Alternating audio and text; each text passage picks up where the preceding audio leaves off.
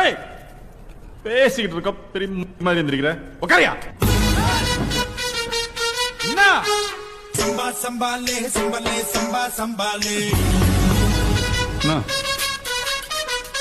தப்பு தப்பு சம்பாலே சம்பாலே சம்பா சம்பாலே பாத்து மோதுடா பல பேர் பார்த்தா அது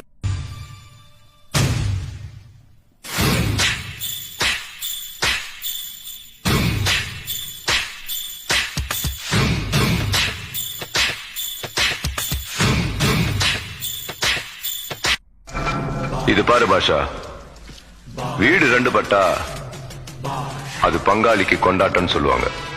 நாமளா அடிச்சுக்கிட்டு சாகணும்னு அவங்க காத்துட்டு இருக்காங்க. அதுக்கு நம்ம இடம் கொடுக்க கூடாது. இனிமே பாஷா ஆண்டனி ரெண்டு பேரும் எதிரிகள், நண்பர்கள். முயற்சி செய்தால் சமயத்துல